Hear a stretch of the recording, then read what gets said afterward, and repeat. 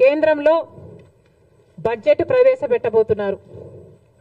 BJP party budget ప్రవేశపెట్టబోతుంది. మరి కేంద్రంలో గత 10 సంవత్సరాలుగా బీజేపీ పార్టీ అధికారంలోనే ఉంది. షరామామూలు అన్నట్టుగా వాళ్ళు ప్రతి సంవత్సరము బడ్జెట్ ప్రవేశపెడుతున్నారు. ఆంధ్ర రాష్ట్రానికి మోసం చేస్తున్నారు. ఒక్క మేలు కూడా ప్రకటించడం లేదు. మనమేమో గుండెలు బాదుకుంటున్నాం. షరామామూలు అన్నట్టుగా ఇది తయారైంది. గత 10 సంవత్సరాలుగా ఇదే పరిస్థితి.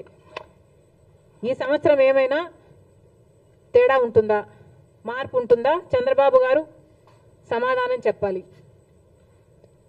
గత 10 సంవత్సరాలుగా బీజేపీ పార్టీ మనకిచ్చిన హామీలలో ఒక్క హామీ కూడా నెరవేర్చలేదు. మరి ఈ సంవత్సరమైనా ఇప్పుడైనా కూటమి కట్టినందుకైనా బీజేపీ పార్టీ కేంద్ర బడ్జెట్లో ఆంధ్ర రాష్ట్రానికి ఏం చేయబోతుంది అని కాంగ్రెస్ పార్టీ ప్రశ్నిస్తుంది. పోలవరం ప్రాజెక్టు తీసుకుంటే పోలవరం ప్రాజెక్టుకు సంబంధించి మేము డబ్బులు ఇచ్చేశాము అని కేంద్రం చెప్తుంది. మరి ఇంకా ప్రాజెక్టే పూర్తి కాలేదు. ఈ పరిస్థితుల్లోనే మేము ఇచ్చేశాము, డబ్బులు లేవు, ఇయ్యము అని మీరు చెప్తున్నట్ట. అంటే మా పోలవరం పరిస్థితి ఏమిటి? ప్రజలకు క్లారిటీ ఇవ్వాల్సిన అవసరం ఉంది. రాజధాని కథ ఏమిటి? రాజధాని కట్టుకోవాల్సిన అవసరం ఉంది. 2014లో చంద్రబాబు గారు చెప్పిన మాట 50,000 కోట్ల రూపాయలు కావాలి రాజధానికి అని. అదే ఇప్పుడు లెక్కేసుకుంటే కనీసం 1,00,000 కోట్ల రూపాయలైనా అవుతుంది. మరి ఆ లెక్కన మా రాజధాని ఎప్పుడు అవుతుందో, బీజేపీ పార్టీ మీరు డబ్బులు ఎప్పుడు ఇస్తారో కూటమి కట్టినందుకు చంద్రబాబు గారు బీజేపీ పార్టీ కలిసి సమాధానం ఇవ్వాల్సిన అవసరం ఉంది. వైజాగ్ స్టీల్కు సంబంధించి గత ప్రభుత్వం వైసీపీ ప్రభుత్వం అయితే మాకేమి సంబంధమే లేదు, ప్రైవేటైజ్ అయితే అయిపోనియండి అన్నట్టుగా వ్యవహరించారు. అసలు మా దగ్గర డబ్బులు లేవు అని ఎలక్షన్ క్యాంపెయిన్లో జగన్మోహన్ రెడ్డి గారి దగ్గరికి వెళ్ళి అడిగితే ఆయన అన్నారంట, అవునా నష్టాలలో ఉందా అని ఆశ్చర్యపోయాడట. అలాంటి ప్రభుత్వం నుంచి ఇప్పుడు కూటమి ప్రభుత్వం వైజాగ్ స్టీల్ గురించి కొంతమంది ప్రైవేటైజ్ అవుతుందని కాదని అధికారంలో ఉన్న వాళ్ళే చెప్పి కన్ఫ్యూజ్ చేయగా నిన్న ఇంకొక మంత్రి ప్రైవేటైజ్ చేయబోము అన్నారు. మంచిది సార్, ప్రైవేటైజ్ చేయడానికి వీలు కూడా లేదు, మేమెవరం ఒప్పుకోము. ప్రైవేటైజ్ చేయకపోయినా విశాఖ స్టీల్కు సంబంధించిన క్యాప్టివ్ మైన్స్ సంగతి ఏమిటి? క్యాప్టివ్ మైన్స్ ఏర్పాటు చేయాల్సిన అవసరం ఉంది.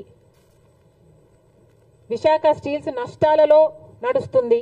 కనీసం జీతాలు కూడా ఇచ్చుకోలేని పరిస్థితిలో వాళ్ళు ఉన్నారు. ఎప్పటికప్పుడు డబ్బులు కావాల్సి వచ్చినప్పుడల్లా వాళ్ళ భూమి అమ్ముకొని మరి వాళ్ళ జీతాలు ఇచ్చుకోవాల్సిన పరిస్థితికి అన్ని ప్రభుత్వాలు కలిసి వాళ్ళను దిగజార్చాయి. మరి ఇప్పటికైనా ఈ బడ్జెట్లోనైనా బీజేపీ విశాఖ స్టీల్ను ఆదుకుంటుందా? మన రాష్ట్రానికే కాదు దేశానికే గర్వకారణం విశాఖ స్టీల్. దయచేసి ఆదుకోవాలని చంద్రబాబు గారిని డిమాండ్ చేస్తున్నాం. ఈ బడ్జెట్లోనైనా బీజేపీతో ఆదుకునేలా చేయాలని చంద్రబాబు గారిని డిమాండ్ చేస్తున్నాం. ఇంకో పక్క విశాఖ రైల్వే జోన్కి భూములు ఇవ్వలేదని ఒకసారి బీజేపీ అంటే, భూములు ఇచ్చామని వైసీపీ అంటే, ఇలా ఒకరి మీద ఒకరు టెన్నిస్ బాల్ అన్నట్టు ఇటు నుంచి అటు అటు నుంచి ఇటు ఆడుకున్నారు 5 సంవత్సరాలు. ఇప్పుడు చెప్పండి, వైజాగ్ జోను రైల్వే జోన్ కథ ఏమిటి? ఎప్పుడు చేస్తారు? ఎంత ఇస్తారు? మాట్లాడాల్సిన అవసరం ఉంది. ఇదే కాకుండా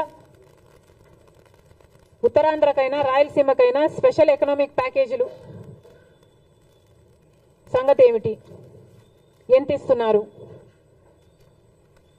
చంద్రబాబు గారు సంవత్సరానికి 1,00,000 కోట్లు ఇస్తే మా అవసరాలన్నీ తీరుతాయి నెక్స్ట్ 5 సంవత్సరాలకి అన్నట్టుగా మాట్లాడినట్లుంది. కానీ చంద్రబాబు గారిని ప్రశ్నిస్తున్నాం, సంవత్సరానికి 1,00,000 కోట్లు అంటే 5 సంవత్సరాలకు 5,00,000 కోట్లు ఇస్తే ఎలా సరిపోతుందో చంద్రబాబు గారు ప్రజలకు వివరించాల్సిన అవసరం ఉంది. ఎందుకంటే కాంగ్రెస్ పార్టీ విభజన రోజున అన్ని హామీలకు మనీ ఈక్వివలెంట్గా ట్రాన్స్లేట్ అయితే కనీసం 12 నుంచి 15 లక్షల కోట్ల రూపాయలు విలువ చేస్తాయి ఆంధ్ర రాష్ట్ర విభజన హక్కులు హామీలు అన్నీ కలిపి అని ఒక అంచనా వేస్తే చంద్రబాబు గారు మాత్రం సంవత్సరానికి 1,00,000 కోట్లు ఇవ్వండి మేము సర్దుకుంటాం అన్న రీతిలో మాట్లాడడం సబబేనా? మనకు రావాల్సిన డబ్బుల్లో, మన రాష్ట్రానికి రావాల్సిన డబ్బుల్లో ఏ ఒక్క రూపాయి అయినా మనం ఎందుకు పోగొట్టుకోవాలి? చంద్రబాబు గారు, బీజేపీ సమాధానం చెప్పాలి. స్పెషల్ ఎకనామిక్ ప్యాకేజెస్ కింద మీరు ఎంత ఇస్తున్నారో క్లారిటీ ఇవ్వాల్సిన అవసరం ఉంది ఈ బడ్జెట్లో. కడప స్టీల్ ఫ్యాక్టరీ ఇంకా మొదలే కాలేదు, ఎడారిలాగా ఉంది ఆ ప్రాంతం. మరి మీరు డబ్బులు ఇవ్వాలి. బీజేపీ పార్టీ బడ్జెట్లో ఏం కేటాయిస్తుందో దానికి కూడా క్లారిటీ ఇవ్వాలి. బీజేపీ పార్టీ ఇవన్నీ ఆంధ్ర రాష్ట్రానికి సంబంధించిన ఇవన్నీ ఒక ఎత్తైతే, ఇక ప్రతిసారి చెట్టెక్కే బేతాళుడిలాగా ప్రత్యేక హోదా గత 10 సంవత్సరాలుగా గొంతు చించుకొని అరిచిన ప్రత్యేక హోదా అని బీజేపీ పార్టీ పట్టించుకోవటం లేదు. ఒకప్పుడు ఇదే ప్రత్యేక హోదా కోసం చంద్రబాబు గారు బీజేపీ పార్టీని విమర్శించి మట్టి తీసుకొచ్చారు, మా నోట్లో మట్టి కొట్టిపోయారు అని వ్యతిరేకించాడు. మరి అదే ప్రత్యేక హోదా గురించి మాట్లాడుతున్నాం. చంద్రబాబు గారు ప్రత్యేక హోదా గురించి ఏం చేయబోతున్నారో క్లారిటీ ఇవ్వండి. ప్రత్యేక హోదా లేకపోతే ఆంధ్ర రాష్ట్రానికి ఊపిరే లేనట్టు. ప్రత్యేక హోదా వస్తేనే మన బిడ్డల భవిష్యత్తు బాగుపడుతుంది. గత 10 సంవత్సరాలుగా చూసాము, మనకు ప్రత్యేక హోదా లేదు. ఈ ప్రత్యేక హోదా లేకపోవడం వల్ల కనీసం పట్టుమని కొత్త 10 పరిశ్రమలు కూడా రాలేదు ఆంధ్ర రాష్ట్రానికి. మరి ఇలాగే పోతే ఆంధ్ర రాష్ట్ర బిడ్డల భవిష్యత్తు ఏమైతుందో అందరూ ఆలోచించాల్సిన అవసరం ఉంది. ప్రత్యేక హోదా వస్తేనే మనకు రాయితీలు వస్తాయి, ట్యాక్స్ బెనిఫిట్స్ వస్తాయి, సబ్సిడీస్ వస్తాయి. ప్రత్యేక హోదా ఇచ్చిన రాష్ట్రాలలో వేల కొద్ది పరిశ్రమలు వచ్చాయి. మరి ఇవన్నీ రావాలి, జరగాలి అంటే ప్రత్యేక హోదా మనకు అవసరం. అలాంటి ప్రత్యేక హోదా కోసం ఏం చేస్తున్నారో, ప్రత్యేక హోదా కనీసం బీహార్ మాకు ప్రత్యేక హోదా కావాలి అని వాళ్ళ మీద ఒత్తిడి తెస్తుంది అని వింటున్నాం.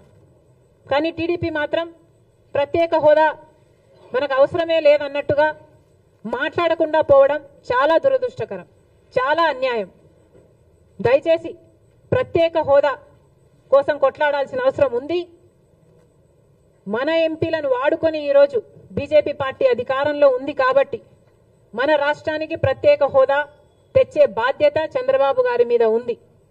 ఏ మోడీ గారైతే తిరుపతికి వచ్చి 5 సంవత్సరాలు కాదు 10 సంవత్సరాల ప్రత్యేక హోదా ఇస్తాను అని మాట ఇచ్చారో ఆ మాటని ఇప్పటికైనా నిలబెట్టుకోవాల్సిన అవసరం ఉంది అని కాంగ్రెస్ పార్టీ డిమాండ్ చేస్తుంది. ప్రత్యేక హోదా కోసం కాంగ్రెస్ పార్టీ డిమాండ్ చేస్తూనే ఉంటుంది. ఎందాకైనా కొట్లాడడానికి మేము సిద్ధం. ప్రత్యేక హోదాను మేము మర్చిపోనివ్వం. ప్రత్యేక హోదా ఆంధ్ర రాష్ట్రానికి ఊపిరి లాంటిదని మరొకసారి ఆంధ్ర రాష్ట్ర ప్రజలందరికీ మాటిస్తున్నాం. ప్రత్యేక హోదా కోసం కాంగ్రెస్ పార్టీ కొట్లాడుతూనే ఉంటుంది. Thank you.